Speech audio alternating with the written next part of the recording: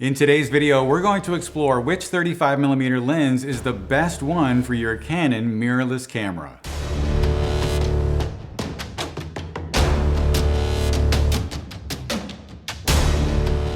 Like many of you guys, I've just started to make the switch over to mirrorless, and part of that process is acquiring new RF mount lenses. And so in today's video, I'm going to explore whether the EF 35mm f1.4L series professional lens, if you will, compares to the RF 35mm f1.8. But before we get started, if you guys could just go ahead and hit subscribe if you're not already subscribed to the channel, give me a thumbs up and sign up for the bell notifications. I would really appreciate it. Also, if you guys enjoy learning from me in these videos, you probably will enjoy learning from me in person, and thankfully I'm going to be able to teach workshops again this year. And so for more information and to sign up, just go to johngress.com/workshops. So to get started today, let's go ahead and look at these two lenses side by side. And as you can see, the new RF lens is about half the size of the EF lens with the adapter. Now, of course, if you're going to be using this EF lens, you're going to be using it on your RF camera. And with that RF camera, you're going to need to use the adapter. So I think that this size comparison is totally fair. One of the things that I really love about this RF lens is that it's very small. And for me, even if I don't plan on using this professionally all the time, I'm definitely going to use it as my vacation lens because it's so tiny in comparison. So let's start off by comparing the bokeh from these two lenses. As you can see right now, we're just looking at the EF 35mm 1.4 at 1.4, so you can get an idea of the overall framing for the test that we're about to use, and you can get an idea of what the bokeh looks like at 1.4. And then stopping down, you can see what it looks like at 1.6. And now stopping down to f1.8, we can finally see these two lenses head to head. So the RF 35mm f1.8 is on the top, and the EF 35mm f1.4 is on the bottom. And so for comparison's sake, what you guys want to be looking out for today is the overall shape of the bokeh, both on the edges and in the center.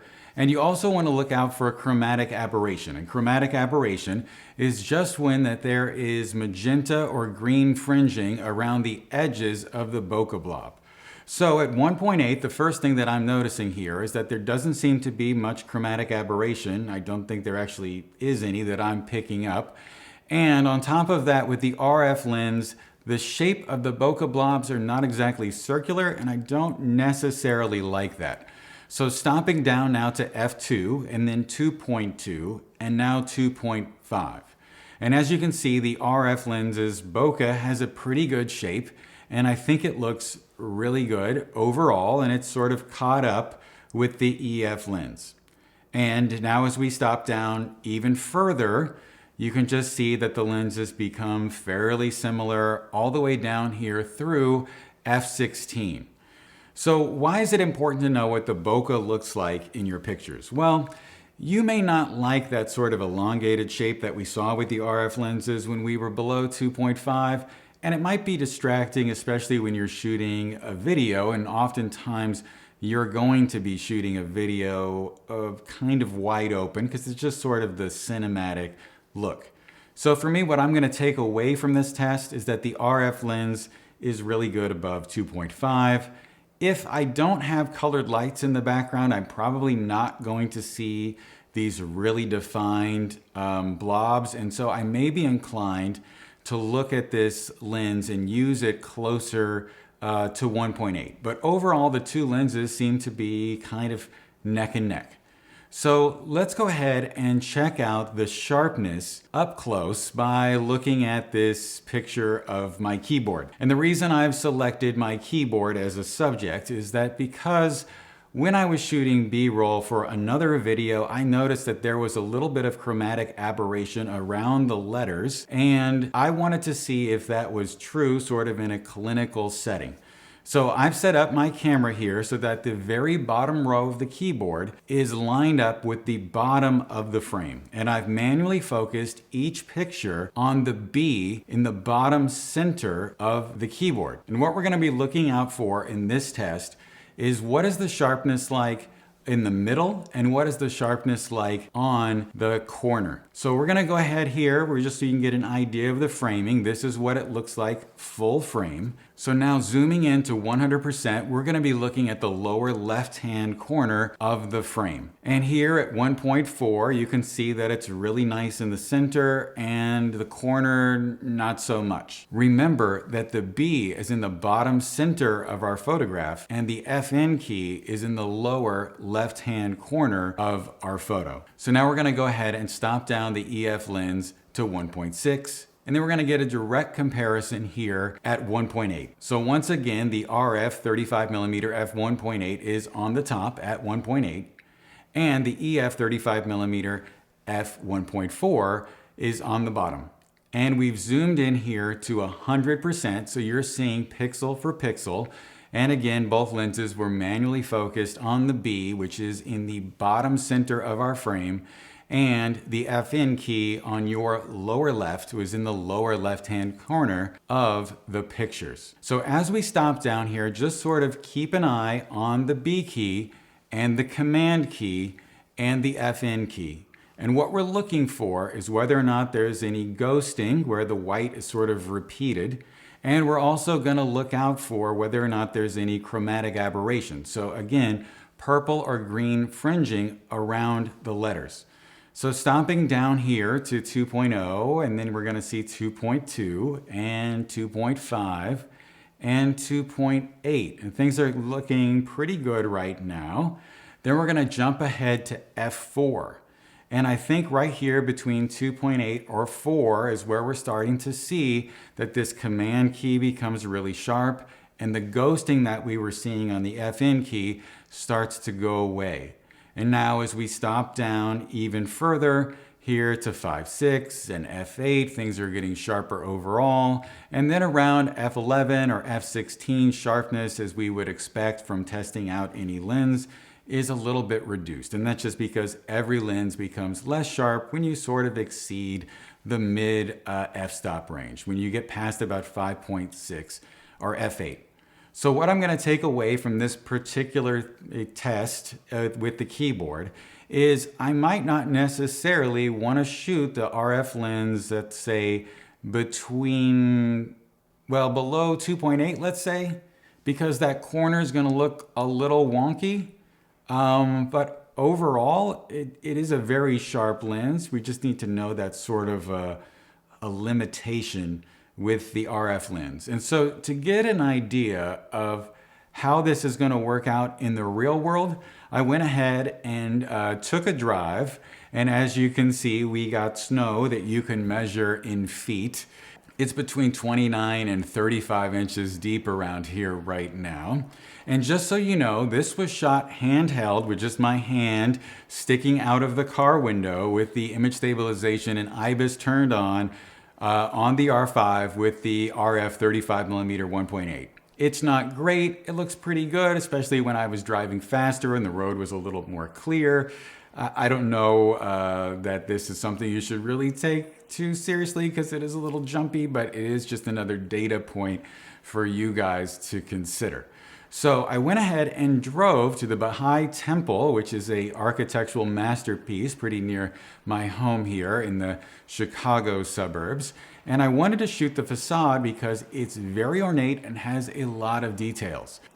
So as you can see from this video, I started off by placing my camera on a tripod and I composed the shot so that there was detail in the center of the frame and in the lower left-hand corner. Right now, you're looking at a photo from the 35mm f1.4 at 1.4 zoom to fit. What you want to pay attention to is the top of the column that's on the right near the center of the frame and the bottom of the column that's on the left near the lower left-hand corner of this shot. We're going to be zooming in at 200% on these 2 points in every photo as we compare the two lenses and cycle through all of the f-stops or all of the major f-stops. So moving on now to this next slide, we're zoomed in on the EF 35mm 1.4 at 1.4 at 200% in the center of the frame, looking at that column on the right. And on the left-hand side, we're zoomed in on the bottom of the column on the lower left-hand side. And as you can see, the center of the frame is sharper than the corner, and that's what we would expect to see from a lens like this. And as we stop down to 1.6, you'll see things are getting a little bit better. And now as we stop down to 1.8 for the first time, you can see the RF 35mm 1.8 on the top and the EF 35mm 1.4 on the bottom. In the top left-hand corner is the lower left-hand corner of the RF lens, the bottom of that column. In the top right-hand corner is the center of the RF lens, the top of that column. Below it on the lower right, you're looking at the EF lens, the center of the frame. And in the lower left-hand corner, you're now looking at the lower left-hand corner of the EF lens. So as you'll note right away, the center of the frame, looking over here on the right, is pretty similar between the two lenses, but the EF 35mm 1.4 is sharper in the lower left-hand corner than the RF lens. As we stop down now to f2, things get a little bit better, and then 2.2, and right here around 2.5 or 2.8, you'll start to notice that the corners and the center of all of the lenses are pretty much equal, and everything is pretty much the same. Now, you could argue that the RF lens is a little bit sharper, but it's really hard to say. Then stopping down here to f4 and 5.6, things are very much the same. Same thing with f8, which is probably, it's getting its sharpness here around 5.6 or f8. And then like all lenses, as you stop down to 11 and 16, things start to get a little bit worse. What you can take away from this test is that right here around that magical f-stop number of 2.5 or 2.8 again, all things are equal between the lenses, and if you need to go down below 2.5, the EF 35mm 1.4 will be your best bet.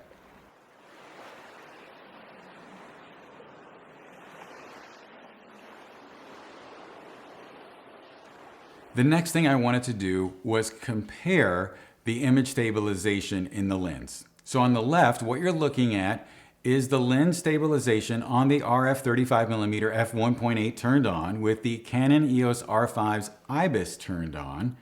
And I was able to shoot all the way down to 1/10 of a second and get a sharp frame looking at the 85mm moniker on this lens. And then in the middle, I used the Canon EF 35mm f1.4, which doesn't have image stabilization, paired with the R5's in-body image stabilization. And the sharpest shot that I was able to achieve was at 1/30th of a second. On the right, what you're looking at is the RF 35mm 1.8 with the image stabilization turned off, and then therefore the IBIS is also turned off.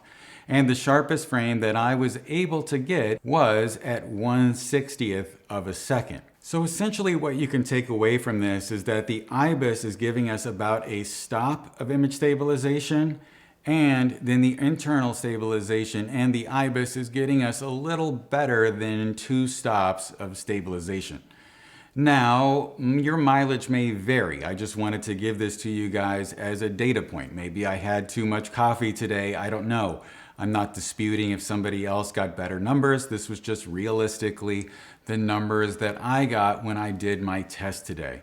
So speaking of tests, the next thing I wanted to see was the close focusing distance. So I used my tripod and a measuring tape, and I found exactly what you would expect to find. The RF 35mm 1.8 is a 1:2 macro, or the magnification factor is 0.5, and when I focused at the closest focus possible, I was able to cover 7 centimeters left to right, which is exactly what you would expect from a 3.5 centimeter sensor. Then on the bottom here, we have the EF lens, and its magnification is 0.21, and I was able to get exactly 163 millimeters left to right, which is exactly what you would mathematically expect from the specs. So you guys can get an idea of how the autofocus works while shooting video. I went ahead and set this up, and I shot at 1/50th of a second at f2.2. And on the left, we have the RF 35mm 1.8. and on the right, the EF 35mm 1.4. I also tested out the focus speed of the two lenses by just going back and forth in servo from my Canon C200 here and this ladder in the background.